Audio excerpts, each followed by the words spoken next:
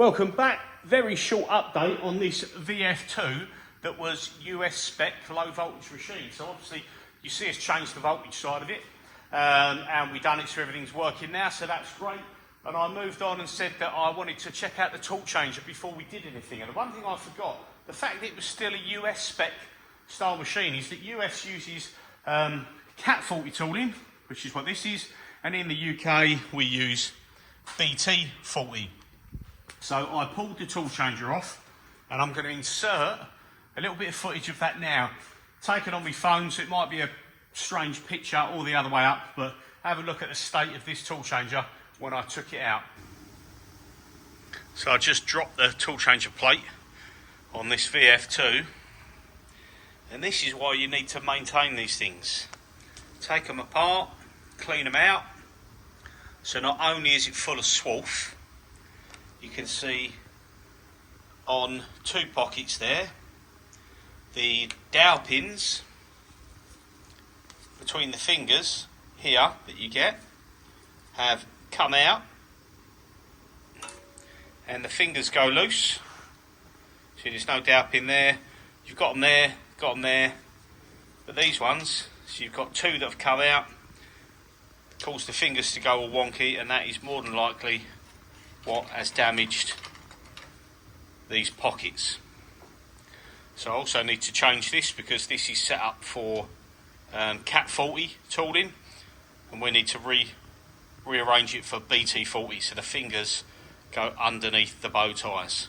Cat 40 fingers go above the bow ties. So yeah, give your carousel tool changers some much loved maintenance. Take them off, clean them, check things are tight, save yourself headache in the future, like whoever done this one. Now that was an absolute mess, but we've got it stripped down, we've cleaned it all apart. The carousel plate is not bent, so that's good. The doors and sliders and springs I'm not going to attempt to salvage, and the fingers and the nuts and bolts and everything are all just laid out there, so they're okay. And obviously you can see the mess it was in. No wonder the sliders were knackered. So sorry about the poor lighting. So I'm going to take this whole thing off. I'm going to drop this down so we can fix the bracket up there. But the tool changer did work. It opened, the door opened. I should have videoed it, but to be fair, I was expecting it not to work, and I thought, oh, there's no point showing it, just getting in a mess. But it actually opens and shuts okay. It holds back a little bit for the switches on the TRP, but we'll get to that later. I checked the chip conveyor, works lovely. We fixed the sticky switches on there, so they're all good. And we fitted, not fully yet, I don't know if I showed this in the last video, but I've put a USB floppy emulator in there, and I've just got to bolt the brackets on and get that done. But the reason I've got that in there sharpish because I wanted to do a backup of the machine in case the batteries went flat or anything like that. But I am going to put the external battery board in there when I get round to it. But the fact it still had its memory, wanted to get it onto the USB, get it backed up so I've got the parameters if needed. So yeah, there we are. So Cat 40 tooling, which I didn't realise. The pull studs are different.